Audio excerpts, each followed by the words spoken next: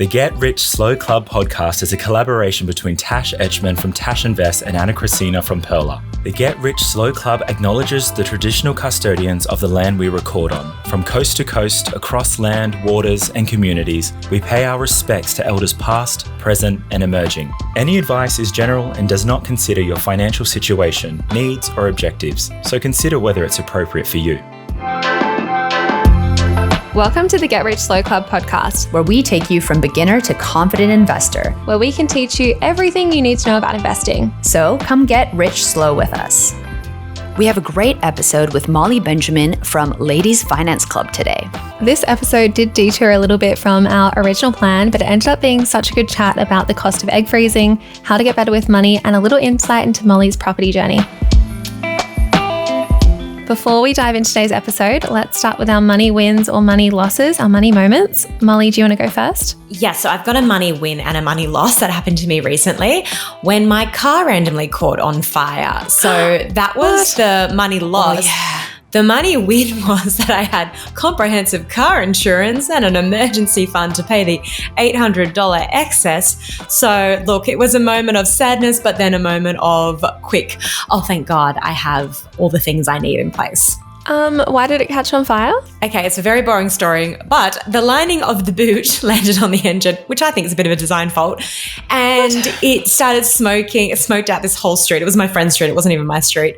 And I got this call from this guy, and he's like, "Hi, it's Gary here from New South Wales Fire. I've just put your car out." And I'm like, "What?" And I run down, and the fire brigade's there, the police are there, and my little car was all singed. So, but apparently it's fixable. So, you know, $800 later, I am going to have my car back. Wait, what? You're not even getting a new car? They're just fixing the old one? No, so it just melted all the engine. And apparently they can fix that. Just melted the whole engine. You're talking to someone who knows nothing about cars here. So I thought it was a write-off. I would have liked it to be a write-off, but apparently it's not. What a crazy story. I know, it was so random. My friends were just like, this is so random. I'm like, this is so random. Did you learn anything about insurance or claiming through your excess or anything you do differently with insurance next time? I learned that it takes ages. Like, I had the call with them. Literally 5 minutes later, I sent them everything they needed, and it took a month to get like anything from them. So, I think I was like, look, I live in an area where I don't necessarily need a car. I'm not super reliant on it. But I was like, if I was a mum with kids, or I had to travel distances for work, like, what do you do? So that's where I think the only learning would be, I'm a single gal with no kids, but if my situation, and I work from home, so if my situation was different, I'd probably look for the insurance which comes with the car rental for free. Yeah, I've had that before, and that's been really handy having a loan car, especially when it takes ages to get parts shipped over, because that is a long time to be without a car. Totally. And I downloaded DD, which is in my area a lot cheaper than Uber, so I've just been DDing it up everywhere. DDs are so good. I think some people say that they can be worse because they have lesser requirements than Uber. So some people are banned from Uber, go to DD. So I've had some messages about safety, but they're so much cheaper. I've been in some pretty dodgy ones, but it's half the price. Yeah, when it's only $10 or $20. Yeah. Anna, what's your money moment? Oh my gosh. So anyone who's a parent of small kids will be able to relate to this. I actually ranted about it on social media, and so many people understood where I was coming from. I had my kid that needed to get sent home from early childhood education and care, and they had like a couple little bumps on their hand. And so I had to go to the doctor. So because I can't go back to childcare, I can't bring my kid to childcare, I have to go to the doctor to get a sign off. And so out of pocket, that's like $68. I know a lot of people say you can bulk bill for kids, but in my area, I have tried every clinic. Then there's no bulk billing for kids. So I went to the doctor and I said, hey, can you sign off on this? Is this anything that's infectious? And they're like, no, it looks like dermatitis, and, use a lot of moisturizer. It's fine, but maybe you should keep an eye on it. And how about you come back in 2 days and then I'll sign you off for childcare. And I'm like, wait, so it's not contagious or anything, but you want me to keep my kid at home for 2 days? She's like, yeah, well, just in case, keep an eye out. In my head, this is what's going through my head. It cost me like $68 to be here right now. It's going to cost me another $68 for that. I'm going to lose 2 days of childcare that I have to pay for those days. You don't not pay for them. And if I'm working, I'm going to have to lose 2 days of work. I calculated it's about $1,000 for that. So I kind of sat there being like, can you just sign off right now? And she was like, oh, well, she's really hesitant. I'm like, look, I'm taking a picture of my kid's hand. If it gets worse, I'll bring it in. Like, it's not anything else. She's like, sitting back and forth. And then my kid's like running around the room. And finally, she's on her computer, doesn't really say anything, and then prints off a thing and hands it to me, signing off that my kid can go back to childcare. But had I not actually advocated for myself, pushed it, I would have been out $1,000. And that is a huge amount of money. And I get it. No one wants sick kids in childcare because everyone gets sick, right? Like little kids don't know how to blow their nose. They're snotty. They put everything in their mouth. I get it. But like, if this is not contagious, and I'm not a reckless mother, if my kid is sick, I'm going to keep my kid home. But it's just something that I posted, and so many people reached out being like, I get it. It is so frustrating. Yeah. It's so hard to advocate for yourself sometimes in that professional setting when they're like, we're all superior and we know what's best. And you're trying to be like, no, please don't do this to me. Kids ain't cheap. Yes. Yes. Very true. Yes. I had a different money moment, but you've kind of just reminded me of a really good one. I've noticed as well, like I used to be able to get bulk bill doctor's appointments, but they've all kind of just disappeared in the last year or two. So I need to get referrals for specialists, and I found that you can just get them online. And I know this isn't ideal if you actually need advice, but it cost me $25 to get a dermatology referral when I would have had to pay like the $60 or $70 out of pocket if I went in person. And I booked it the night before. They called me the morning of. They just like send you an email with it, and it just seems like such a good hack. And you can do it with prescriptions that you've had before as well. So not medical advice or anything, but I found that such a cheaper and like less time consuming option. Like I'm not having to pay for parking. I don't have to drive somewhere. I don't have to sit and wait in the waiting room for 45 minutes. So you don't have to pay $68. No, it's just 25 or 26 it was like 25 something, which is just incredible when like I would have had to pay so much more for that. That's and like great. I need a psychiatrist referral every year as well, which I think is such a scam if you consistently go and they want you to go, but you need to pay for all of those things as well as like the $300 appointments as well. Yeah, adding on to that as well, my friend did the same for an SDI checkup the other day. So instead of having to like take that time out, she just did this form online, put in her Medicare, and then she went to the pathology. They print it out for you, and then it's done. And I was like, oh, that makes it so much easier and quicker to go get blood tests and all that kind of stuff done. Yeah, especially if you're worried about being judged a little bit as well, like skipping that consult where you have to explain your whole history if you kind of know what you want already. It's so good. I know, the awkward questions. Yeah.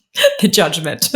And when they print out all of your history that's not relevant, you're like, please don't do that. Yeah, I also posted online recently that I got an iron infusion, and a lot of people were like, that costs so much money. And other people were like, that's exactly how much it costs in my area, because I had to get a consultation. Then I had to, like, they wanted me to come back to get my results. And I already knew I had low iron. So I'm like, just give me the infusion. I don't want to pay another $68 or whatever it is out of pocket to get that done. And it's just, I don't know, like these cheaper hacks. Yeah. When it comes to medical, when it's not impacting your health, are so important. Totally. Text me those results. Yeah. Put it in an email. Please. Yeah. I already know. Just give me the iron. I'm ready. Here's my vein, Yeah. Especially when they only bulk bill a certain number of certain blood tests, I found as well. Because I had a few, and then they were like, oh, Medicare only covers the first one, but not the second or third. But no one like tells you that up front. So it can be quite a surprise going in and being like, oh, this is the $56 cost I didn't know I had to pay for. Same with egg freezing. There's a couple of tests that just aren't covered, and then you just get this random invoice from this random company being like, you owe us $92, and you're like, oh, okay. For what? Righto.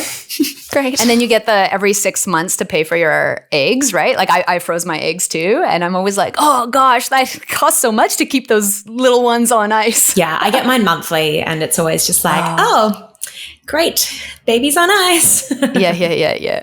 How much does it cost to freeze your eggs monthly, if you both don't mind sharing? Yeah, so for me, it costs me, I just had it up, it's $37.90 a month, and just gets like direct debited from my account.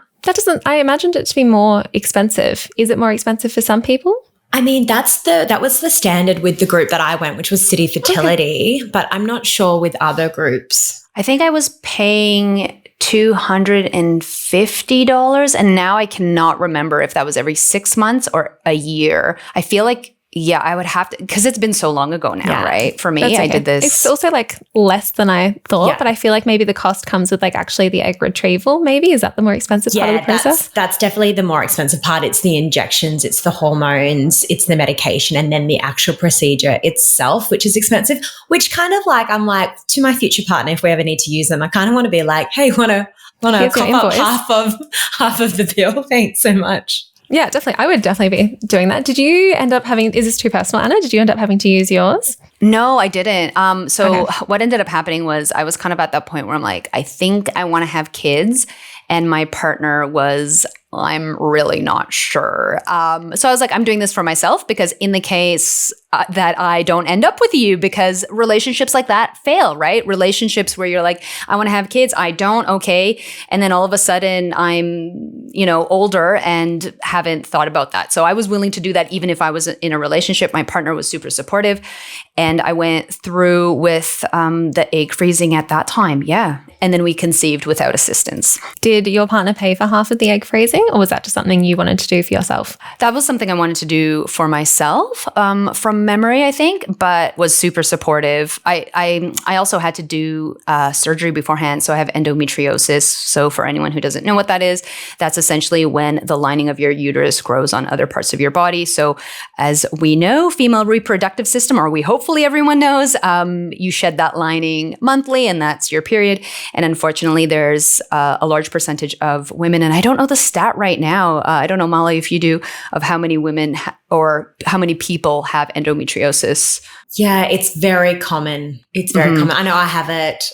But on average, it used to take 9 years to be diagnosed. Yes. And it's like agony. The pain is horrendous. It's like the worst pain I've ever experienced. And I'm always like, oh gosh, like 9 years to diagnose that, all that pain for so long. Yeah. So that was the surgery that I had prior to egg freezing. And for me, I remember at the time that it was like $12,000 to pay for that surgery privately. Wow. So the first surgery was $12,000 and then you had to pay for egg freezing on top of that? Yeah. So I had, it was around, I don't know how much other people pay. Surely people are going to be like, you got ripped off again because I don't know the medical system. Like so much. Like it depends where you are. Like the wait lists are huge depending on which state you're in as well. So the first surgery I got in Canada, it was absolutely free. Everything, ultrasound, doctors, everything is free. The public system there is literally the public system. There's no weird bulk billing, half privatization stuff. So when I came here, they were like, you can wait a full year or more to get it through the public system, or you can go private. And because at the time I was a non-resident of Australia, like I didn't have PR at the time, so I couldn't get health insurance in the same way to get covered everywhere. And I had very basic. I had to pay all out of pocket. Luckily, I had a bunch of savings. And at the time, I would have been able to tap into my super to pull money out, and that was a consideration.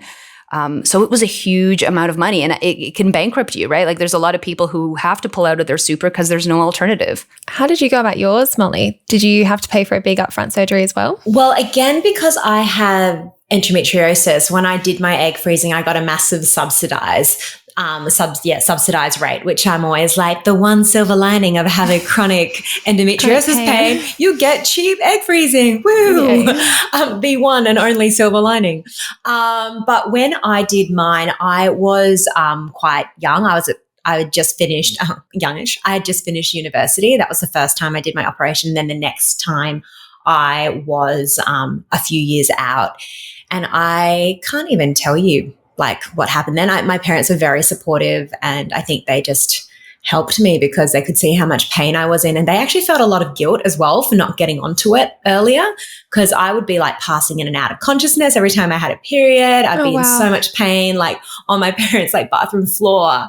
And so gosh, I don't even know. Yeah, because it was so long ago now. But yeah, it was it really helped once I did that. Oh my gosh, Molly, you just gave me such flashbacks to my first, like one of my first bosses when I was like 17 years old, who didn't believe me that I had like really severe cramps and had to call in sick for work and basically called me a liar. And you just realize now how invisible some of these chronic pains are. Sometimes you wish you could just like give it to them for like 5 minutes, that pain, and see how they would handle it.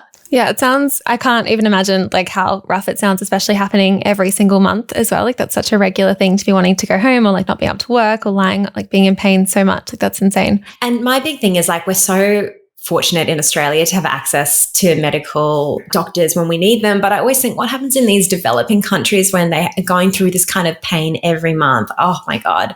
And they don't have enough, they don't even have the drugs to like help kind of ease the pain. It's just, oh God, I can't even imagine. Yeah, even like rural communities in Australia as well who don't have access to those specialist services, or you have to be able to like travel to the main city and pay for accommodation and pay to hang around and wait. Like all of that adds up so quickly. Like you can't work while you have this kind of pain. You can't do anything. It's horrendous. So back to egg freezing, do you have like a final number of how much it costs? Because in my brain, I imagine it being so expensive. Like I've seen people say like 15, 20, maybe even 30,000. So with the subsidy, it was heavily reduced. So I also opted out of being put to sleep. I just had the green whistle, not because I'm hardcore, just because I react with, what's it called? Anesthesia. Yeah, anesthetic. Anesthetic. Yeah. I don't know why. Anesthesia? Anesthetic, anesthetic. So it's when you say anesthetist, that's the word that I always fumble over. Yeah. So I just kind of sucked on the happy gas, was quite high during the whole thing. And so that again heavily reduced the cost. That's not why I chose to do it. But I ended up paying under $3,000 for absolutely everything. So I was very, fortunate. Wow. So anyone with endometriosis, definitely look out for a subsidy if you're looking into this. Like that's something I definitely didn't know. Mm-hmm. Definitely. Or any kind of issues down there, cysts, ovarian cysts, all that kind of stuff, you can get access to subsidies. Amazing. Yeah, so much to learn, a whole new world of things. I love the question about like, should you make your partner pay for it in the future? That's definitely something I'm going to be thinking about a bit more because like, yes, I think they should pay for it. Yeah, I think so. If you're going in to have a family together, like your body's already going through a lot, you know? Yeah, it's funny. I get that question asked quite a bit in terms of finances. And we're in this really weird situation where for most of my relationship with my partner, he was back at school as a mature student and I was the one working, which so the financial side often fell a little bit more on me, as well as I'm also older, I'm further in my career, just a lot of those different things. But I think it's a very important conversation to have because if you can talk to your partner about that, especially around things like birth control, that should not, the onus should not just be on the person taking it, right? Yeah. I mean, birth control and contraceptive in this country should 100% be free. It is absolutely crazy. It's not. Yeah. Yeah. That's for a whole other political episode, I think. You've done some amazing things with Ladies Finance Club. For anyone who doesn't know who you are and what you do, can you just explain what Ladies Finance Club is and how it started? Yeah, absolutely. So it's a community, it's an education platform, community of women all who want to build their wealth and get rich. So we do a range of different masterclasses. We have programs, courses. We do corporate workshops all about educating women in kind of fun and engaging ways to help them take control of their financial futures. So yeah, it actually started because I was horrible with money. I was like, oh my God, the worst. Like I was that classic kind of working in a corporate job, get my paycheck and like payday would be like, woo, let's go out. And then for the rest of the month, I'd be like, help me, I'm poor. And I would just be like knocking on my sister's door. Hey, can I borrow some money till the next payday? I would just spend absolutely everything I earned. And in my mind, I was like, well, that's why you earn money. You earn it to spend it. Like, duh. And I kind of lived this way for a very long time until I remember one day my sister was like, the Bank of Bryony is now closed. I'm not giving you any more money, any more like advances until you have to learn to manage your money. And then my mum sat me down and did a budget with me and I literally cried because I was a couple of reasons, because I was just so overwhelmed by the numbers and where all the money was going. And then this immense amount of guilt for how much I had wasted on brunches and dinners and drinks and clothes. And it was just like horribly embarrassing and I didn't know where to start. And so when I got a goal, I wanted to move to the UK. I started saving for the first time in my life and then moved to the UK and then continued the pattern all over again. And I was earning less and living in an expensive country. And then I just thought, oh, well, I'm broke. I'll always be broke. That's just how it is. If you want to live overseas, you're just going to be broke. All my friends are broke. Cool. And then I started working in quite a good job and I was earning good money and I was still broke. And I was like, I had to borrow money off a friend in a supermarket because I literally couldn't afford jam. And I remember being like, what the hell, Molly? Like, this is your rock bottom moment. You need to change. And so I started educating myself, started reading books that I knew my friends would never read. And so then I thought, just wait, I want to bring everyone on the journey with me, because the women I work with, and I'm working for a bank, they are not great with money. I'm not good with money. None of my girlfriends are good with money. Like, we need to learn about this. And we know that, women live longer. We earn less in Australia. The highest growing demographic of people to experience homelessness in this country is women over the age of 55 years old. And so I was like, right, we really need to do something about this.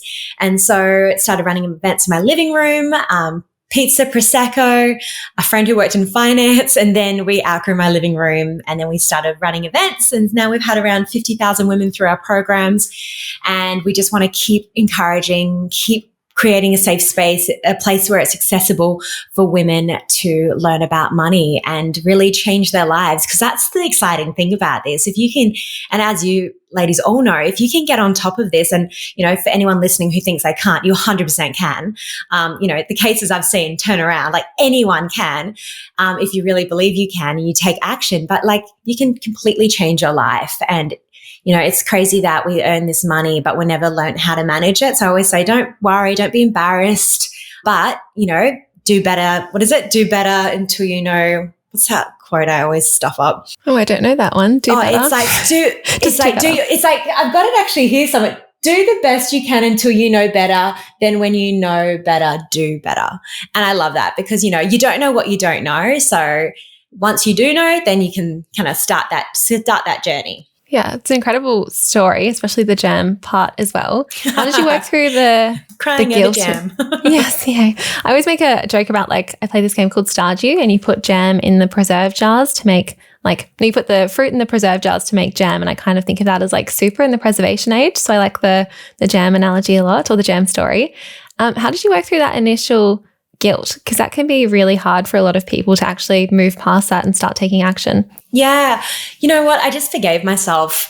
Like, I feel like that guilt was there for a little while, but once you start getting back on top of it and you start taking back that control, it's really empowering, and you just keep those positive you keep a positive mindset and you keep those positive mantras, and you're like, oh my God, I am getting wealthier every day. I'm working towards my goals.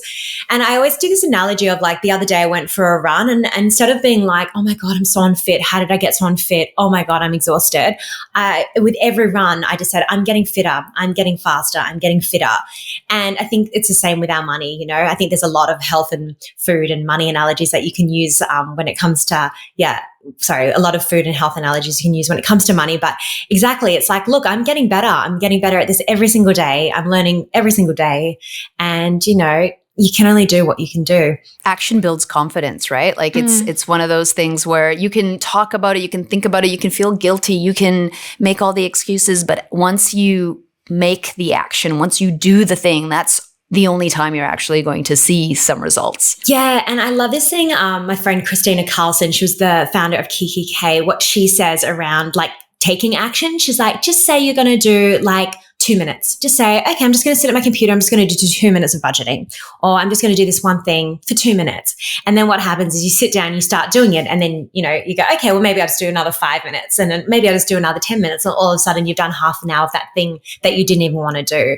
So, that's the biggest thing I think, and the biggest challenge I find is actually getting women to take action, because you can do all the work, you can, do all the mantras, but you can do all the manifesting, but you got to take action as well. And it's so important to start building trust with yourself again. If you've become that person who is like, oh, I'll do this tomorrow, but then you don't do it, your brain knows that you're not going to do it. So starting really small and being like, oh, I'll do the 2 minutes. I'll start with $5 a week. And then knowing that you can actually stick to what you say you're going to do is so important as well. The accountability is key. And that's why I think at Ladies Finance Club, when we have these catch-ups, we make everyone say out what is their goal, when is their deadline, because it gives them accountability as well as, like, they're like, oh, I've actually said this publicly. I need to go do that thing now. And they'll actually say that. They'll be like, I knew I had the call with the team, so I wanted to get the thing done that I said I'll do. And I'm like, love that. Just use this as a scare technique, whatever. It's going to make you do the thing. I was reflecting on how good Instagram has been like just for the accountability. Like when I say something publicly on Instagram, I have to go and do it, and I have to be somewhat good with money to talk about it. So that's helped me a lot. But everyone can do that like with their friends. Like you can just say your goal out loud at brunch one day, tell your family, tell someone, and then that way someone can hold you accountable too. And I love that. Like get a buddy. I always say get a money buddy, get a gal pal, and actually have those like catch up coffees and actually just make one of those dedicated to what are we trying to achieve this month with our money? Like what are you trying to do? What am I trying to do? And just have some accountability around it. Or create your own ladies finance club with your girlfriends. Or WhatsApp group. Yes. It's easy. Or join Molly's. Just join. Or just join Molly's. mine. Yeah. But that is a huge thing. I think talking about money is a really, really big one. And that's why you do what you do and you're really successful. And I think there's something else that comes with being surrounded by other people who have goals and who can talk about money openly, right? Because it can be taboo. Talking about egg freezing can be taboo. Like talking about how much you paid for the doctors can be taboo. But like the more we're doing it, the more we're talking about it, the more we can learn from each other and the more we can all be successful financially. Absolutely. When you have a group full of women all talking about what ETFs they bought and what they're investing in, the ones who haven't made that step yet, they find it a lot easier to make that step hearing all these women talk about it as opposed to it being this thing that is like, yeah, this taboo topic or women. And they're seeing women as well be like, well, she never had property. She's just built her emergency fund. And then like 6 months later, oh, wow, she's doing this and this. So it's really inspiring to see other people's progression as well. Yeah, it's so inspiring. I've noticed something when you said a bit earlier, Anna, about how you posted about the cost of your iron transfusion and some people are like, oh, that's so expensive. I find that a bit hard with money conversations sometimes when you share something to be transparent and then you get people like, oh, you did this wrong, you've gotten ripped off, and then you feel a bit guilty or shameful about it. It's like that's definitely... No, I definitely felt that way because someone said, oh, I waited a month and I got in at X hospital. And I was like, I don't have a month to wait. Like sometimes I have to make the financial decisions that I do and I'm willing to pay more because for me, my values are different. And for me, timing was different. I wanted to get that iron transfusion, infusion, transfusion. There's a difference between the two as I know. I wanted to do that before our book launched, before we had our events, because I didn't want to feel fatigued. So yeah, it's hard sharing that stuff. Yeah, and just being mindful if you're responding to someone, if someone shares with you, like being mindful of your response. There's like being helpful and then there's coming across a bit judgy, and that takes time as well. Because sometimes I'm like, oh my God, that was heaps, when I don't mean it to come across that way either. And I found living in different states as well, things cost different amounts and you can't access same things everywhere. But I love what you said, Anna, about the beliefs and your values as well, because to me, health is a priority. Having a sister who went through chemo and cancer and like a really bad blood cancer, like for me, health is like, I would never be like, that's too expensive, because I'm like, it's your health. That kind of sits in a different area for me. So yeah, no, it's a really interesting Health is wealth. 100%, and that might not be a priority when you're younger because you think you can live forever, or at least like sometimes I did. And as I get older and I have aging parents, similarly, I realize that I need to be healthy for my kids as well. So it's a priority. Yeah, and it's definitely easy to prevent stuff with certain conditions as well, prevent them rather than trying to react to them later on. Exactly. Just one thing more on health. I went to the dentist the other day and I didn't realize that I hadn't been since COVID, the first round. And I just thought it'd only been like a few weeks. And like, luckily my teeth are pretty good and I haven't had any issues. But when I went to the dentist, I was shocked to be like, oh my God, it's been 4 years.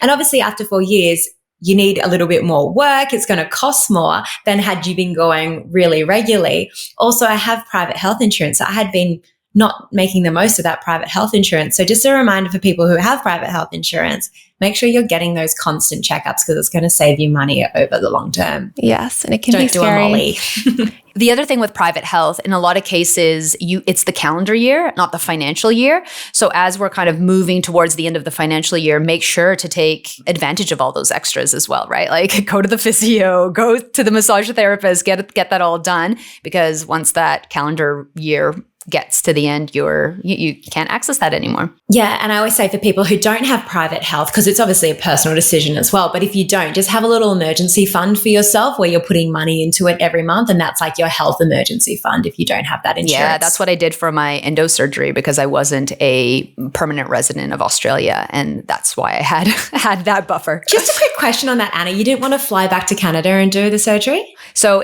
I did the first one, but this was the second one. Actually, maybe I was was in the process of getting permanent residency. So it was like this weird process in between. And the problem is that when you claim you're a non-resident of one country and a resident of another, like in Canada, I couldn't go back and use the medical system because I was no longer a resident. So I was a resident here, but not.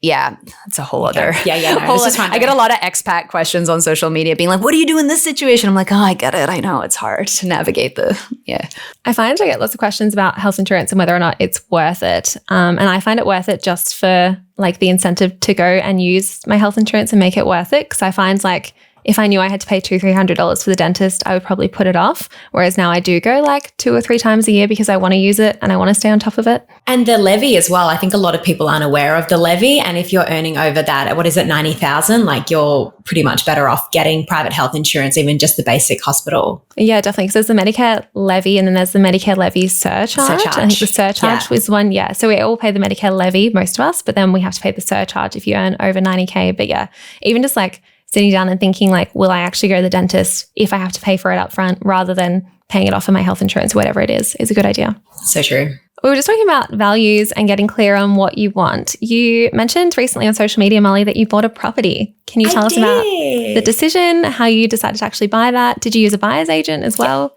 Yeah, so I absolutely used a buyer's agent. I'm in financial education, but I work with the experts. So I thought, well, why would I go try and work out where the best place to buy an investment property in Australia is when, that's not my area of expertise. So I 100% used a buyer's agent, and I love working with buyer's agents. I always use a fixed fee buyer's agent and only ever recommend fixed fee buyer agent. So I bought a 4-bedroom, beautiful home in Toowoomba. And it literally, as soon as the settlement went through, we had tenants in it that day, which was fantastic, a refugee family, which I love to be able to do. And it's been great. It's already gone up in value. And I love that I'm finally on the property ladder, because I actually felt like a fraud for so long, not having property and running Ladies Finance Club. And people would be like, do you have property? And I'm like, oh, no, I don't. But I actually thought, because I was running my own business and, we do okay, but, I have a team to pay and everything like that. I thought it just wasn't out of just wasn't even an option for so long. And I actually, started going to hosting my sessions and listening to all these people and going, okay, just wait, that's actually not a huge amount of a deposit that I thought you would need. So I went to my mortgage broker, the amazing Grace Bow, who I absolutely adore working with. And she was like, you can actually borrow this much. And I was like shocked. So that's why I'm always like to anyone, if you're thinking about it, just go have that initial conversation with a mortgage broker. Plus, if your ducks are out of a row, going to a mortgage broker, they tell you what you need to do. You get your ducks in a row really quickly. And then you've got a starting point as well. And so then that all happened. I think I was working with the buyer's agent for a couple of weeks. They found me this great property and boom, now I'm a landlord. Yeah. Molly, I when we were in Sydney at our book launch, you mentioned how helpful it was talking to a tax accountant, because obviously you run your own business and there were all these things that you had no clue that you could invest through your business. I would love to hear more about that, because that's something that just doesn't get talked about enough, especially people who are starting their own business and being like, how do I structure this? There's the ins and outs, the cash flow of it and how to run it. But then there's how do you take advantage of having a business as well? Yeah, absolutely. So obviously not an accountant, but what I didn't realize was that with the money in my business account, so we're doing a big event series at the end of the year. So with some of that money, I could actually have that in a really high interest savings account, or I could even invest some of that money. And I just didn't realize I could have it in a high interest savings account. Which high interest savings account do you have for your business?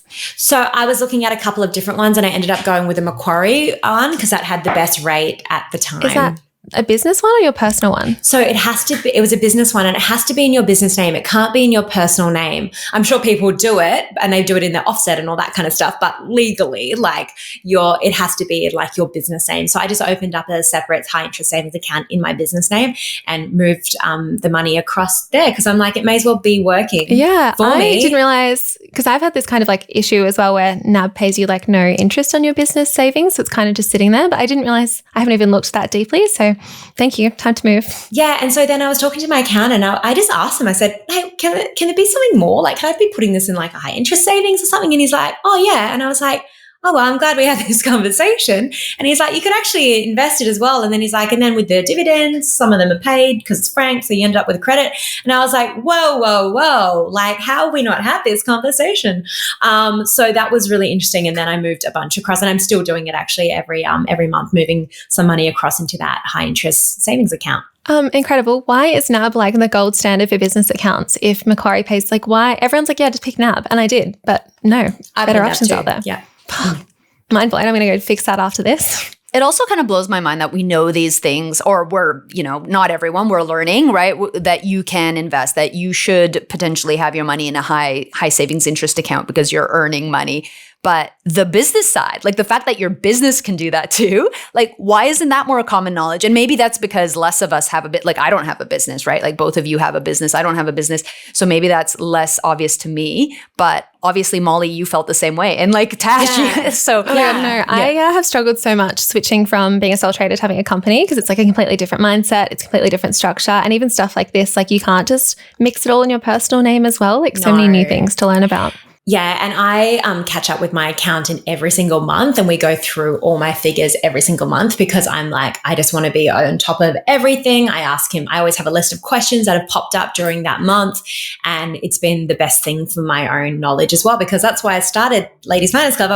I didn't know about money, and so therefore, when I started my business, like again, I was starting from scratch. It's not like this information, and it sometimes can feel very complicated. So I love having those sessions, and he just explains everything in simple terms. It's also good that you asked. Like, why wasn't your accountant mentioning this? Why isn't every accountant? Why isn't this? Why doesn't everyone know? Yeah. Well, that's the thing. You go to a doctor when you've got an issue. Like that, you don't go, what can I do to prevent other things? Like, so it is interesting. Yeah, I was a bit like, I wish I'd had this conversation a little bit earlier. Accountants as well, because I recently went and saw a new one and I was like, well, what do I do with this money in my business account? I can't just like make money off it too easily. And she was like, oh, you can buy a property in a trust and lend the trust money and all this complex stuff. But you've just solved my problem so easily because I can just move banks. And I think it's also just a reminder that you don't have to have a business. If you've got savings, I spoke to someone, no joke, last night. They had over 150K and it wasn't in a high interest savings account because they're working out what to do with it. And I said, step one, you've got to make sure that's in a high interest savings account. And she said, will it get locked away? I said, no, that's a term deposit. And I think sometimes people do get confused, term deposit, high interest savings. So I was like, no, high interest savings, you can literally open that tomorrow. I literally had that exact same conversation with a friend whose friend was doing that, being like, why? Like, but it's not common knowledge, right? Like it's something that you might not think about. You think, oh, I might need to do X, Y, Z, but you don't realize that your money can be earning money. Absolutely. And what I'm seeing is this is happening is specifically with women who are getting inheritances. So please talk to your friends if you know they're coming into an inheritance and whether they're waiting to get advice or they're waiting to buy a property, just at least make sure it's in a high interest savings account. So many good bits of knowledge in this conversation. Oh, good. I'm glad. You have a wonderful book called Girls Just Want to Have Funds. What is that about? Who is it for? Absolutely. So it is for women who feel like hot financial messes. So really the idea behind the book is you do it with your gal pals. A lot of books out there assume you're in relationships. I'm not in a relationship. I'm single. So I wanted to create a book for other women to do it with their gal pals. And whether you're in a relationship, you can do it with your partner. Absolutely. But, we catch up with our friends all the time. But, just make one of those catch up once a month, work through each chapter. There's questions at the end of each chapter. There's actions. And if you get to the end of it, you're going to be in a really good financial position. You'll have your super sorted. You'll understand how to get started investing. Then you can go read Tash and Anna's book afterwards. And but there's a lot on mindset, salary negotiation, things you need to know legally before getting married and also separating. It's just a fun little guide for women. Yeah, it's such a good book. I highly recommend everyone read it, especially if you're looking for the step before our book as well, because it covers so much more of that general stuff, which I love. Awesome. Thanks. Thank you so much for joining us. This has been such a fun chat. We have so much more to talk about in another episode, maybe. Yeah. No, it's been awesome. Loved it. Yay, thanks. Thanks, Molly. Thanks so much for joining us. If you found this episode helpful, please rate us 5 stars, write a review, or share with a friend. If you're new to investing, make sure to listen to our first 10 episodes. Follow us at Get Rich Slow Club or Tash at Tash Invest or me at Ana Cristina. This show was brought to you by Natasha Etchman, who is an authorised representative 1299881 of Guideway Financial Services, AFSL 420367, and Perla, who is an authorised representative 1281540 of Sanlam Private Wealth, AFSL 337927. Knowledge is power, especially when it comes to investing, so make sure you check out our financial services guides and read the product disclosure statement and target market determination for any investments you're considering. See our show notes for more info.